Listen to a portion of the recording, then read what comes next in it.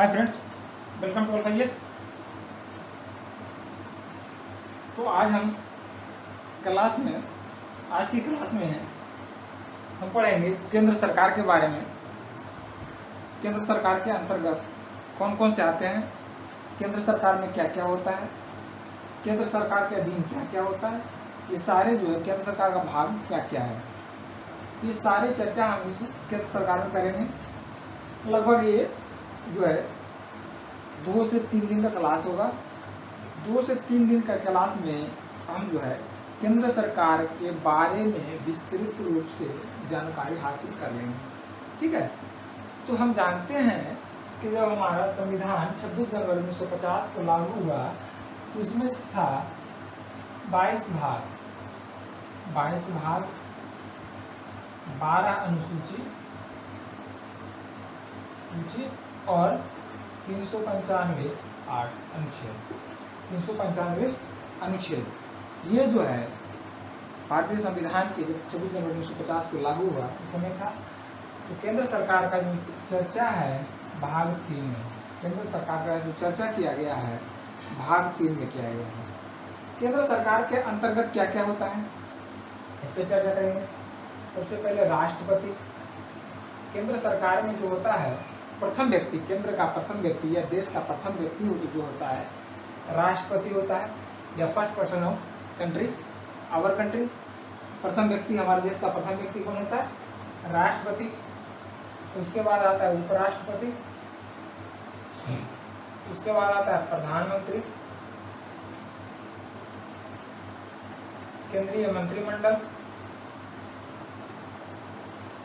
केंद्रीय मंत्रिमंडल, संसद,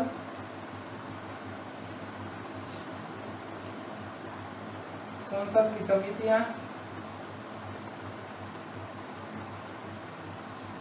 संसद की समितियां, न्यायपालिका,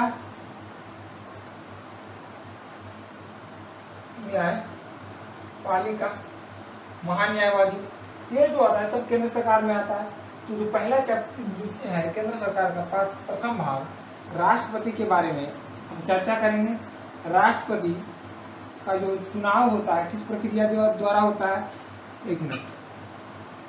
राष्ट्रपति का चुनाव जो होता है किस प्रक्रिया द्वारा होता है? राष्ट्रपति कैसे बनता है? राष्ट्रपति बनने के लिए जो है योग्यता या अर्हताएं क्या होती है? राष्ट्रपति कौन सा व्यक्ति बन सकता है? भारत का जो राष्ट्रपति होता है वास्तविक रूप में जो होता है राजा होता है या वास्तविक रूप में राजा नहीं होता है? इस सारे पर चर्चा करेंगे। बहुत बार ऐसा क्वेश्चन आया विवाद में हो चुका है कि क्या भारतीय राष्ट्रपति जो है वास्तविक रूप से राज्याध्यक्ष होता है या नहीं होता है? ये सारी चीज़ों पर हम जो है विशेष रूप से चर्चा करेंगे। ठीक है, तो सबसे पहले हम जानेंगे कि संसद होता है। संसद, भारतीय संविधान जो है जब संविधान सभा का गठन हुआ तो वही संविधान सभा जो है संसद के रूप में परिणत हो गया। संसद के अंतर्गत जो होता है पिछले बार हम चर्चा कर चुके हैं, इसलिए हम चर्चा कर ले रहे हैं। ठीक है, तो संसद के अंतर्गत क्या क्या आता है? संसद के अंतर्गत आता है लोकसभा, राज्यसभा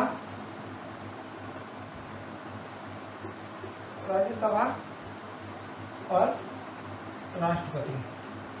लोकसभा, राज्यसभा और राष्ट्रपति, ये तीनों चीज मिला करके, ये तीनों को मिला करके जो है संयुक्त रूप को संसद का निर्माण करते हैं, संसद बनाते हैं। इसका जो चुनाव होता है, लोकसभा का चुनाव प्रत्यक्ष रूप से किया जाता है, प्रत्यक्ष रूप से किया जाता है। राज्यसभा के सदस्यों का चुनाव अप्रत्यक्ष रूप से किया जाता है, अप्रत्यक्ष रूप से किया जाता है। और राष्ट्रपति का चुनाव भी जो है अप्रत्यक्ष रूप से किया जाता है। ठीक है, कहा गया है कि संघ की कार्यपालिका शक्ति जो होता है, संघ की कार्यपालिका शक्ति जो होता है राष्ट्रपति में निहित होता है। अर्थात कार्यपालिका राष्ट्रपति की अनुमति के बिना, राष्ट्रपति के अनुमति के बिना कोई कार्य नहीं कर सकता है, या कार्यपालिका जो भी कार्य करता है राष्ट्रपति के नाम पे करता है। उसमें जो होता है राष्ट्रपति के बिहाफ पे करता है कार्यपालिका अपना काम। तो पता है कि कार्यपालिका का सदस्य का चुनाव कहाँ से होता है, तो पिछली क्लास में जब चर्चा कर चुके हैं कि कार्यपालिका के सदस्यों का जो चुनाव होता है वो विधायिका के सदस्यों का से होता है। इससे पहले मेरे को आएंगे जो भारत में लागू है वो किस प्रकार का लोकतंत्र है। ये होता है अब लोकतंत्र में एक होता है संसदीय, एक होता है संसदीय पर लोकतंत्र और एक होता है अध्यक्षात्मक। इस पर भी चर्चा कर चुके हैं लेकिन फिर भी चर्चा कर रहे हैं। संसदीय लोकतंत्र में जो होता है लोकसभा राज्यसभा, यानी इसमें जो होता है राज्याध्यक्ष नाम मात्र का राज्याध्यक्ष होता है, जबकि अध्यक्षात्मक लोकतंत्र में जो होता है राज्याध्यक्ष वास्तविक रूप से राज्य का अध्यक्ष होता है या राज्य का मालिक होता है। भारत में जो लागू है वो संसदीय लोकतंत्र लागू है, जबकि अमेरिका में जो लागू है वह क्या है, अध्यक्षात्मक लोकतंत्र लागू है। अर्थात ये कह सकते हैं कि भारत में जो लोकतंत्र लागू है उसका अध्यक्ष या उसका राजा या प्रथम नागरिक या राष्ट्रपति नाम मात्र का राजा होता है, नाम मात्र का नागरिक होता है। इसमें हम आगे चर्चा करेंगे कि नाम मात्र का राजा कैसे होता है, और इसमें जो अध्यक्षात्मक में इसका जो अमेरिका का राष्ट्रपति होता है वास्तविक राज्याध्यक्ष कैसे होता है, तो इसका जो हम आगे चर्चा करें शुरू करते हैं। ठीक है, तो पहला जो है राष्ट्रपति के चुनाव के बारे में सबसे पहले जानेंगे कि अनुच्छेद 52 में कहा गया है भारत में एक राष्ट्रपति होगा। भारत में जो होगा राष्ट्रपति होगा। राष्ट्रपति के लिए योग्यता क्या होगा, राष्ट्रपति के लिए योग्यता बहुत बार क्वेश्चन पूछा जा चुका है वनडे एग्जाम में। राष्ट्रपति के लिए योग्यता होना चाहिए सबसे पहले वह जो है आयु उसकी होनी चाहिए कम से कम उसकी आयु जो है 35 वर्ष होना चाहिए।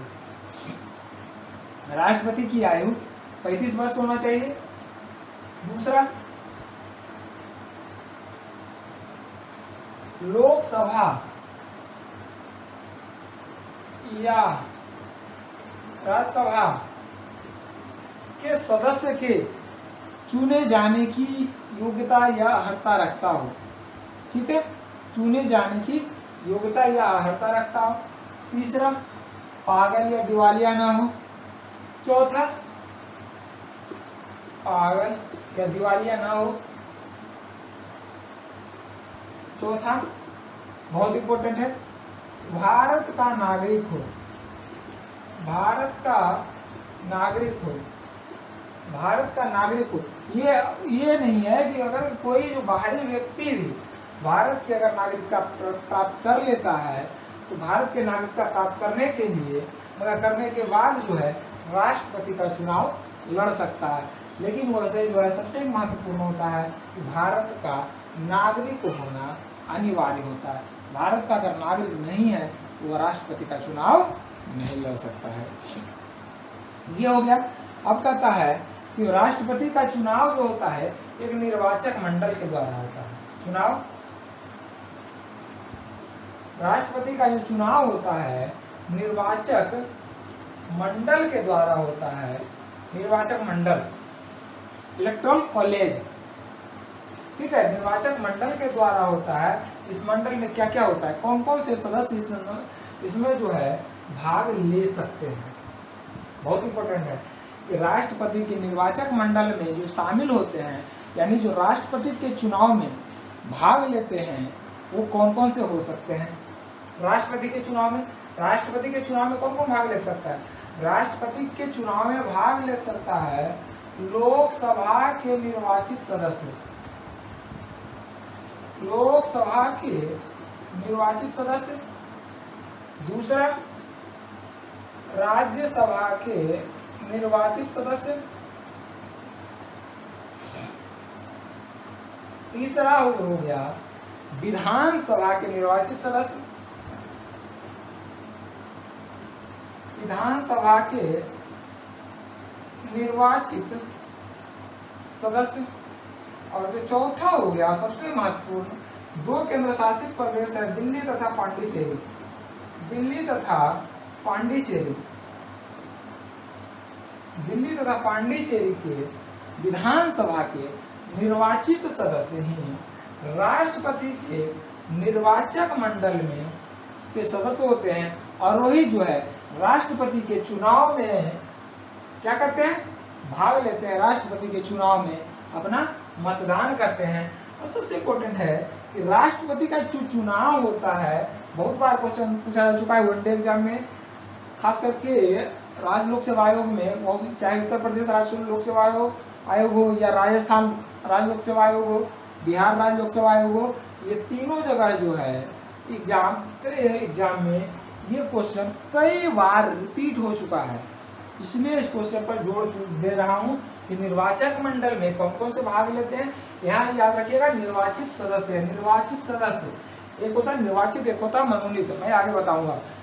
एक राष्ट्रपति का चुनाव में जो होता है लोकसभा, राज्यसभा, विधानसभा के निर्वाचित सदस्य तथा दिल्ली और पांडिचेरी विधानसभा के निर्वाचित सदस्य राष्ट्रपति के चुनाव में भाग लेते हैं या राष्ट्रपति के चुनाव के निर्वाचक मंडल का सदस्य होता है और वही जो है राष्ट्रपति के चुनाव में मतदान करता है। राष्ट्रपति का जो चुनाव होता है एकल संक्रमणीय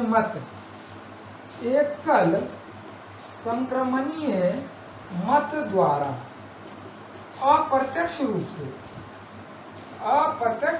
से चुनाव होता है। एकल संक्रमणीय मत द्वारा अप्रत्यक्ष रूप से जो होता है राष्ट्रपति का चुनाव होता है। राष्ट्रपति के जितने भी निर्वाचित सदस्य होते हैं राष्ट्रपति के चुनाव में भाग लेते हैं, राष्ट्रपति के चुनाव में मतदान करते हैं और यह मतदान जो होता है गुप्त रखा जाता है। यह नहीं कि राष्ट्रपति के चुनाव में दो खड़ा हुआ, दो चुनाव लड़ रहा है, दो राष्ट्रपति के उम्मीदवार हैं, दोनों साथ हाथ उठा के चलो जी इतना सदस्य है हाथ उठा नहीं। इसका जो मतदान होता है यह गुप्त मतदान के द्वारा होता है। बहुत इंपॉर्टेंट है गुप्त मतदान। बिहार राज्य लोक सेवा आयोग 3 से 4 बार क्वेश्चन रिपीट हो चुका है। बिहार राज्य लोक सेवा आयोग, बिहार न्यायिक सेवा आयोग में भी ये क्वेश्चन रिपीट हो चुका है। तो इस क्वेश्चन को याद रखिएगा। राष्ट्रपति के चुनाव में जो मतदान होता है एकल संक्रमणीय मत द्वारा अप्रत्यक्ष मतदान होता है और वह मतदान जो होता है गुप्त मतदान होता है। ठीक है, पानी पी नोट कीजिए।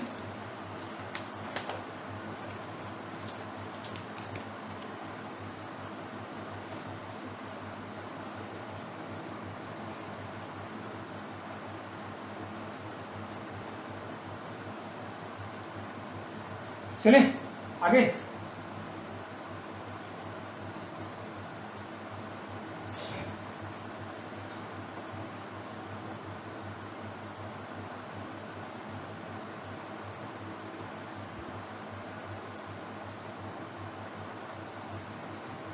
चलिए आगे आते हैं कि जब राष्ट्रपति का चुनाव होता है तो एकल संक्रमणीय मतदान द्वारा होता है। उसका जो होता है एक मत का मूल्य निकाला जाता है। एक संसद का मत का मूल्य होता है और एक जो होता है संसद के सदस्य का मूल्य, संसद के सदस्य के मत का मूल्य, यानी एक वोट का मूल्य उसका क्या हो गया, वैल्यू क्या होगा, मूल्य। इसके पहले निर्वाचित और ये बता देता हूँ थोड़ा सा ताकि ध्यान में रहे। बाकी अनुच्छेद बताऊंगा आगे जब विस्तार रूप से पढ़ाऊंगा तब। ये जो है क्या कह रहा है, एक होता है निर्वाचित और एक होता है मनोनीत।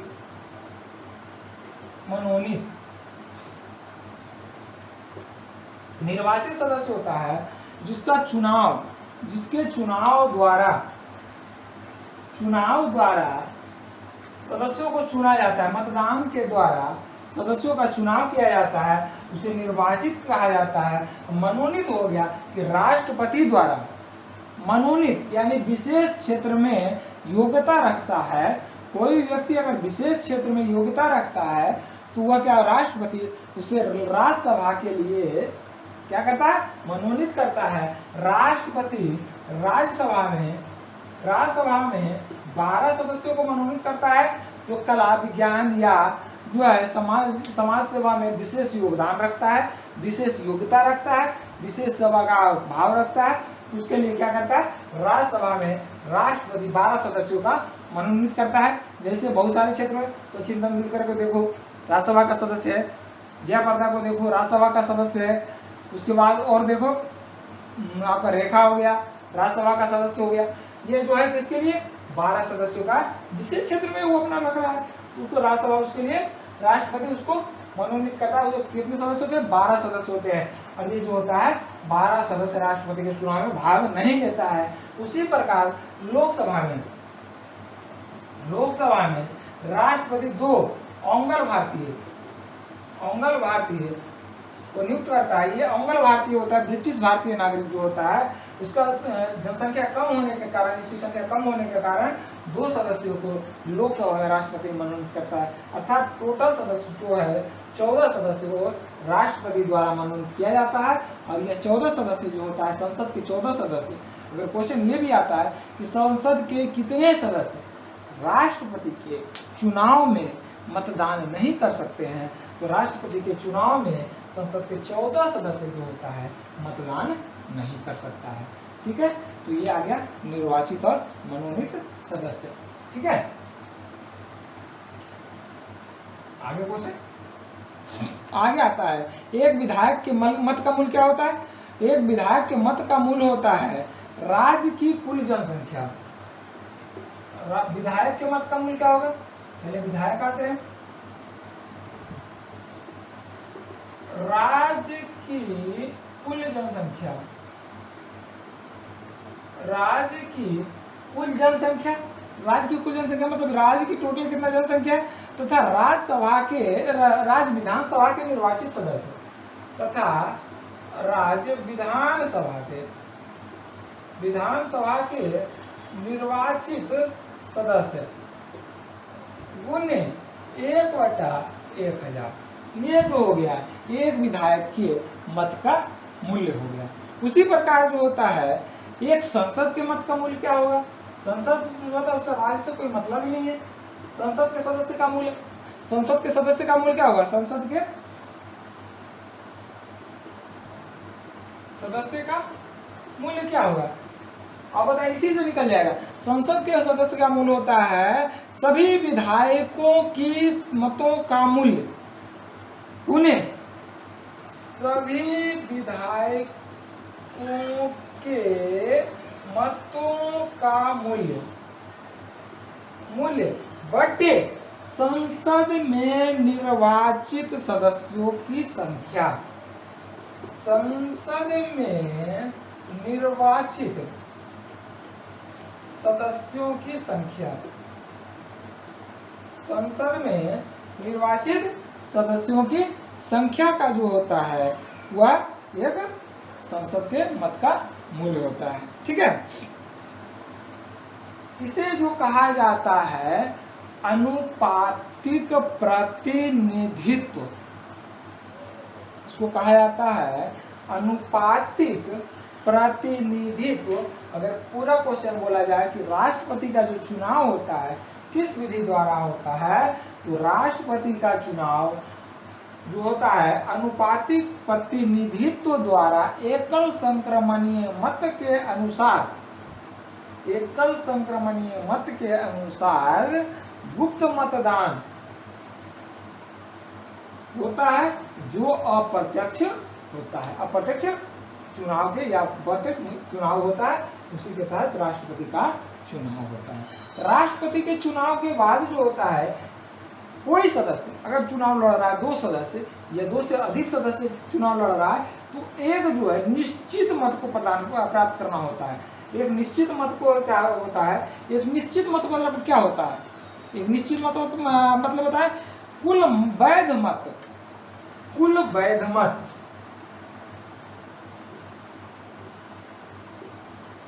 बटे 2 प्लस 1 होता है,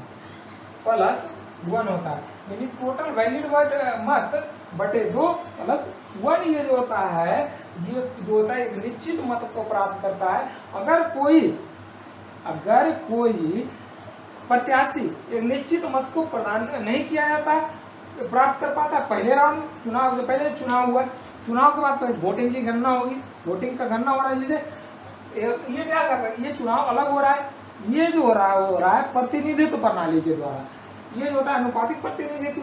इसमें क्या होता है, पहले राउंड का जो हुआ, पहले राउंड का जब गणना हुआ, पहले राउंड का गणने के बाद जो है कोई प्रतिनिधित्व अपना जो है ये मत, इसको क्या कहते हैं, इसको कहते हैं निश्चित मत, निश्चित मत को प्राप्त नहीं कर पाता है तो क्या होता है, फिर से सेकेंड राउंड का गणना होता है। और यह गणना जब तक होता है, यह फर्स्ट राउंड का हुआ, इसमें फर्स्ट राउंड का गणना हुआ, फर्स्ट राउंड का गणना में कोई प्राप्त नहीं कर पाया, तो जो सबसे कम मत प्राप्त होगा उसको हुआ गणना से बाहर कर दिया जाएगा, बाहर कर दिया। अब जो होगा कुल मत का जो कुल वैध मत होगा उसका फिर का गणना होगा, फिर उसी तरह से जब तक, और जो सबसे नीचे वाला होगा उसको बाहर करता हुआ जाएगा। और ये गणना तब तक होगा जब तक कि एक निश्चित जो है मत कोई सदस्य कोई प्रतिनिधित्व प्राप्त नहीं कर लेता है, तब तक यह गणना चलता है, और इसी गणने के बाद जो राष्ट्रपति का निर्वाचन होता है। ठीक है, बराबर, नोट करें।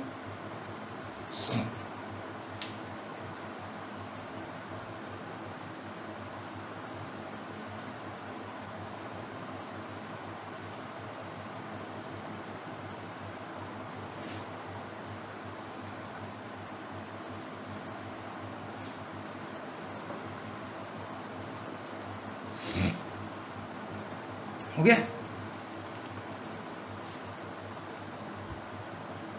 अगर नहीं हुआ तो कमेंट करो यार।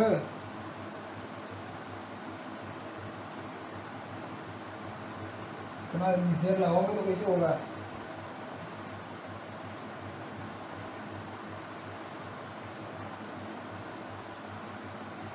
चलिए अगला है, अब जो शुरू करते हैं, इसमें राष्ट्रपति का चुनाव हो गया। अब राष्ट्रपति का जो क्वेश्चन आता है, 3-4 तरह का क्वेश्चन है, 3-4 तरह का क्वेश्चन। राष्ट्रपति जो सबसे महत्वपूर्ण क्वेश्चन है, उसपे हम प्रश्न है जो मुख्य परीक्षा के लिए काफी महत्वपूर्ण है। सबसे पहला आता है, राष्ट्रपति अपना कार्य कैसे करेगा। राष्ट्रपति अपना कार्य कैसे करेगा, पहला क्वेश्चन।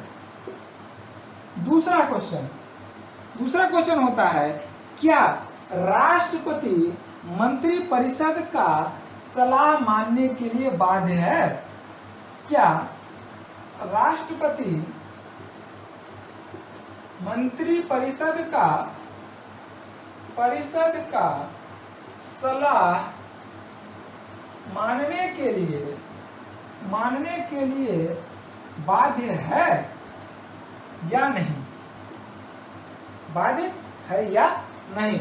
विस्तार पूर्वक 450 450 शब्दों में लिखे या 250 शब्दों में लिखे, इस तरह का क्वेश्चन आएगा। तो सबसे पहले अगर इसका जो पूरा कार्य प्रणाली चलेंगे तो एक एक अनुच्छेद के अनुसार चलेंगे, जो काफी महत्वपूर्ण होगा, उसी अनुच्छेद पर हम चलेंगे।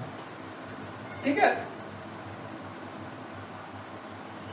ये 2 क्वेश्चन है मुख्य परीक्षा के लिए, राष्ट्रपति से आता है ज्यादातर यही वाला सेकंड वाला क्वेश्चन, क्या राष्ट्रपति जो है मंत्रिपरिषद की सलाह मानने के लिए बाध्य है या नहीं। ठीक है, 250 शब्दों में ज्यादातर लिखने आता है। चलिए आते हैं, अब कहता है अनुच्छेद 52 में 52 में क्या होगा, राष्ट्रपति होगा। अनुच्छेद 53 में क्या कहता है, 853 में ये साफ तौर से कहा गया है कि संघ की कार्यपालिका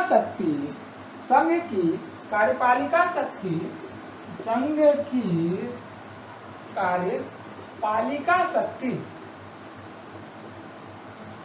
राष्ट्रपति में निहित होगा। अर्थात अभी बताए थे कि राष्ट्रपति अगर को कार्यपालिका कोई कार्य करता है, राष्ट्रपति अगर जो है कार्यपालिका कोई कार्य करता है तो वह किसके बिहाफ पर काम करता है, राष्ट्रपति के बिहाफ पर काम करता है। और राष्ट्रपति जो है राष्ट्रपति के बिहाफ पर करता जाती है, राष्ट्रपति करता है। और यह जो राष्ट्रपति होता है अपने सुविधा अनुसार मंत्री परिषद का गठन करता है, मंत्री परिषद का गठन करता है, मंत्री परिषद का नियुक्ति करता है, या अधीनस्थ अधिकारी नियुक्त करता है, या अधिकारी को नियुक्त करता है। अधिकारी को नियुक्त कौन करता है? जैसे महान्यायवादी को नियुक्त कर दिया, संघ लोक सेवा आयोग के सदस्य को नियुक्त कर दिया, सीवीसी को नियुक्त किया, चीफ इलेक्शन कमीशन को नियुक्त किया। ये जो होता है उससे अधीनस्थ अधिकारी होता है, उससे संबंधित अधिकारी को नियुक्त करता है, और यह जो है राष्ट्रपति अपने कार्य का निर्वहन करता है। इसके द्वारा मंत्री परिषद के द्वारा या उसके अधीनस्थ अधिकारी को नियुक्त करके करता है। उसके बाद आता है अनुच्छेद 74, जो महत्वपूर्ण है इससे राष्ट्रपति के कार्य से, उस पर हम करते हैं अनुच्छेद 74 874 का ए पे चलते हैं। 874 में यह कहा जाता है कि राष्ट्रपति के सहायता के लिए, राष्ट्रपति की सहायता के लिए एक मंत्री परिषद का गठन होगा। अभी बताए थे मंत्री परिषद का गठन होगा, मंत्री परिषद का गठन करेगा। और ये जो होता है अनुच्छेद 74 के 2 में भी ये कहा गया है कि राष्ट्रपति का जो होता है मंत्री परिषद के सलाह मानने के जो है ये बाध्य नहीं है। कितनी बार जो है अब उसको जो है सलाह को पुनर्विचार के लिए भेज सकता है। अनुच्छेद 74 के 2 में कहा गया है। लेकिन उसी समय अनुच्छेद 75 में ए में कहा गया है कि प्रधानमंत्री की नियुक्ति जो है 75 का प्रधानमंत्री की नियुक्ति जो है राष्ट्रपति के द्वारा किया जाएगा। याद रखिएगा, बहुत सारे लोग जो हैं नए लड़के खास करके उनको ये नहीं पता है कि प्रधानमंत्री की नियुक्ति होता है या निर्वाचन होता है। प्रधानमंत्री की नियुक्ति जो है राष्ट्रपति अनुच्छेद 75A के तहत करता है। अनुच्छेद 75 के 1 के तहत प्रधानमंत्री की नियुक्ति कौन करता है? राष्ट्रपति करता है। जब प्रधानमंत्री पढ़ाएंगे तब उसमें आएगा कि प्रधानमंत्री, कोई व्यक्ति प्रधानमंत्री कैसे बन जाता है, अविश्वास प्रस्ताव कैसे पारित होता है, या अविश्वास प्रस्ताव पेश कैसे किया जाता है, प्रधानमंत्री कौन बन सकता है, बहुमत दल के नेता ही प्रधानमंत्री क्यों बनता है, ये जो सब जारे जो है जब हम प्रधानमंत्री पढ़ाएंगे तब उस पर करेंगे। अभी फिलहाल जो है हम राष्ट्रपति के ऊपर चर्चा करेंगे, ठीक है। उसके बाद होता है, इसमें कहा गया है अनुच्छेद 75 के 2 में, इसमें कहा गया है मंत्री परिषद या मंत्रिमंडल राष्ट्रपति के प्रसाद प्रयत्न पर बना रहेगा, प्रसाद प्रयत्न पर बना रहेगा। अर्थात राष्ट्रपति जब तक चाहेगा तब तक मंत्रिमंडल बना रहेगा, या कोई मंत्री बना रहेगा।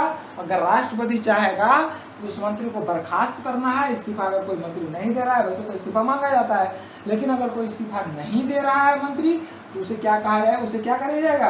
राष्ट्रपति उसे बर्खास्त करेगा, मंत्री से बर्खास्त करेगा। क्योंकि राष्ट्रपति जो है प्रधानमंत्री सहित उसके मंत्रिमंडल के सभी मंत्री की नियुक्ति कौन करता है? राष्ट्रपति अपने कार्य के सुविधा के लिए करता है, ठीक है। अब उसके बाद जो होता है सब बहुत इंपॉर्टेंट है, और 75 के 3 में कहा गया है कि मंत्री परिषद जो होता है सामूहिक रूप से लोकसभा के प्रति उत्तरदायी होगा। लोकसभा के, ये भी वनडे में उत्तरदायी होगा। वनडे एग्जाम में पूछा जा चुका है कि मंत्री परिषद जो है सामूहिक रूप से किसके प्रति उत्तरदायी है? तो लोकसभा के प्रति उत्तरदायी है। जब अगर व्यक्तिगत रूप से आएगा कि मंत्री परिषद मंत्री जो व्यक्तिगत रूप से किसके प्रति उत्तरदायी है, तो मंत्री परिषद व्यक्तिगत रूप से ये जो है राष्ट्रपति के प्रति उत्तरदायी है, बराबर, ठीक है।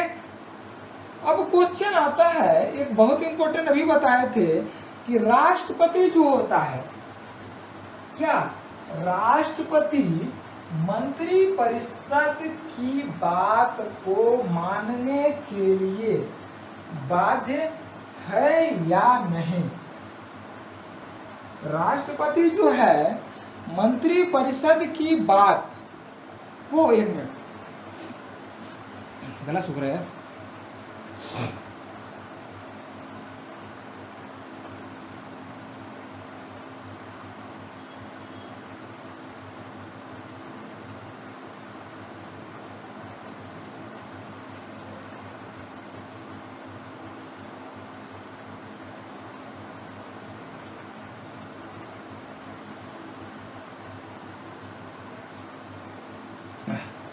चलो। राष्ट्रपति जो है मंत्रिपरिषद की बात मानने के लिए बाध्य है या नहीं, इस पर चर्चा करेंगे। तो राष्ट्रपति मंत्रिपरिषद की बात मानने के लिए है या नहीं, तो ये जो है अनुच्छेद 71 में साफ, तो अनुच्छेद 74 के 1 में ये कहा गया है कि राष्ट्रपति की सलाह देने के लिए, यानी राष्ट्रपति अपने कार्य को सुविधानुसार बनाने के लिए, राष्ट्रपति अपने जो है कार्य की देखभाल के लिए या कार्य का जो है अपने सुविधानुसार, अपनी इच्छा अनुसार चलाने के लिए एक मंत्रिपरिषद का गठन करेगा। किसमें? 74 के 1 में कहा गया।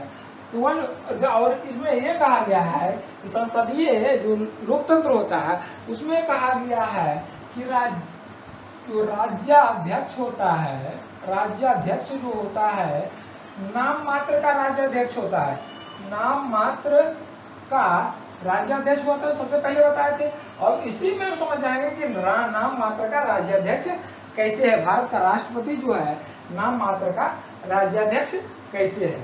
तो 74 में यह कहा गया है कि मंत्रिपरिषद किसको सलाह देगा? राष्ट्रपति को सलाह देगा। मंत्रिपरिषद की नियुक्ति कौन करेगा? राष्ट्रपति करेगा। लेकिन यहाँ कह रहा है कि राज्याध्यक्ष यानी राज्याध्यक्ष यानी राष्ट्रपति नाम मात्र का राज्याध्यक्ष है। भाई ये तो बड़ा कंफ्यूजन वाला क्वेश्चन है। ये जो है मंत्रिपरिषद की नियुक्ति राष्ट्रपति कर रहा है, ठीक है, और वो जो है नाम मात्र का राजा है, नाम मात्र का राष्ट्रपति क्या होता है? राष्ट्रपति है। और जो सारी कार्यपालिका जो होता है, कार्यपालिका का जितने भी कार्य होता है राष्ट्रपति के भी यहाँ पर होता है, ये भी वहाँ पंगा है। तो अनुच्छेद 74 के ए में 74 के 1 में कहा गया है कि राष्ट्रपति की सलाह के लिए मंत्रिपरिषद की नियुक्ति किया गया है। और यह जो होता है राष्ट्रपति मंत्रिपरिषद की बात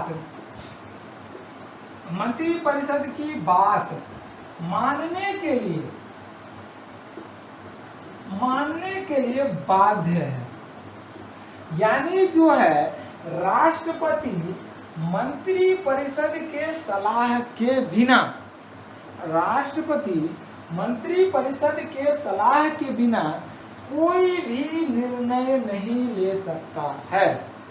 राष्ट्रपति जो है मंत्रिपरिषद के सलाह के बिना कोई भी निर्णय नहीं ले सकता है। हाँ, एक चीज है कि राष्ट्रपति अगर जो है कोई सलाह देता है मंत्रिपरिषद, तो उस सलाह को पुनर्विचार के लिए वापस लोकसभा, राज्यसभा या लोकसभा राज्यसभा दोनों में से किसी सदन में भेज सकता है कि भाई इस बार आपने जो सलाह दिया था उस पर पुनर्विचार करें। और जब पुनर्विचार होकर उस सलाह को राष्ट्रपति के पास आएगा तो उस सलाह को राष्ट्रपति को 100% मानना पड़ेगा। अर्थात जो राष्ट्रपति अपनी जो है सुविधा के अनुसार मंत्रिपरिषद का गठन किया, लेकिन मंत्रिपरिषद के गठन के बाद जो मंत्रिपरिषद उसे सलाह देगा उसी सलाह को राष्ट्रपति मानेगा। अर्थात जो राष्ट्रपति कोई निर्णय नहीं अपना ले सकता है। अर्थात कहा जाएगा कि राष्ट्रपति राज्याध्यक्ष जो होता है नाम मात्र का, सिर्फ उसका नाम चलेगा। नाम किसका चलेगा? मंत्रिपरिषद का चलेगा। जिसे वर्तमान समय में सारे काम तो राष्ट्रपति द्वारा हो रहा है, लेकिन क्या है, सारा जो देश चला रहा है कौन? हमारे देश के प्रधानमंत्री नरेंद्र मोदी के द्वारा चलाया जा रहा है। ये यही है, ठीक है। तो हमारा जो राष्ट्रपति रामनाथ कोविंद है वो नाम मात्र के राज्याध्यक्ष हैं, और जो हमारे वास्तविक राज्याध्यक्ष हैं कौन है? प्रधानमंत्री नरेंद्र दामोदर दास मोदी हैं। ठीक है, आगे समझ में इसके मामले में अगर एक जो आता है, सबसे पहला केस आया था 1955 में। 1955 में जो आया था राय साहब राम जवाई कपूर बनाम भारत बनाम पंजाब सरकार, 1955 का केस। दूसरा आया था, जो केस आया था UNR राव बनाम इंदिरा गांधी, जो कौन वाला 1975 वाला आया था। इसमें जो है काफी विवादित रहा था, और इसी में कहा गया है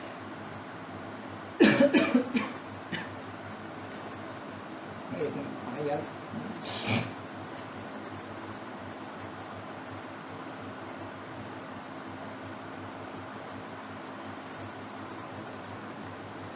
इसी के मामले में कहा गया है कि अगर राष्ट्रपति मंत्रिपरिषद के सलाह के बिना काम करता है तो ऐसे जो है अनुच्छेद, यह जो है इसके विपरीत होगा काम, और अनुच्छेद 53 के ए में इसकी चर्चा की गई है कि राष्ट्रपति अगर इसके विपरीत काम करता है तो यह कानून के विपरीत होगा, भारतीय संविधान के विपरीत होगा।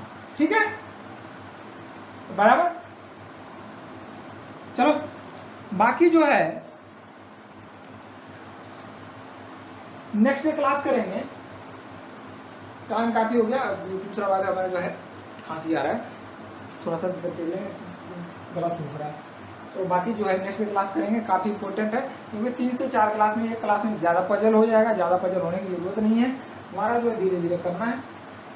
और ये जो है पूरा हमें एक भी क्वेश्चन जो है छूटना नहीं चाहिए, जितना भी विस्तार रूप से 3-4 क्वेश्चन है इसमें मुख्य परीक्षा के लिए बनता है, तो 3-4 क्वेश्चन पर हम काफी डिस्कस करेंगे। बाकी जो है सारे कोर्स खत्म होने के बाद जो है मुख्य परीक्षा के लिए जो है पत्राचार के माध्यम से हम इस पर करेंगे, प्रैक्टिस करेंगे पत्राचार के माध्यम से, जितने भी लॉन्ग क्वेश्चन होंगे मुख्य परीक्षा के लिए। बाकी अगर जो इसका प्रारंभिक परीक्षा के लिए तो ये आपको जो है मुहैया कराया जाएगा मॉक टेस्ट के रूप में। अगर ऑनलाइन करना चाहेंगे तो ऑनलाइन के रूप में होगा, अगर ऑफलाइन है पत्राचार के माध्यम से है तो आपका जो बुक आएगा अल्फा जीएस का, तो आप उस बुक से कर सकते हैं। ठीक है, तो ये कल मिलते हैं।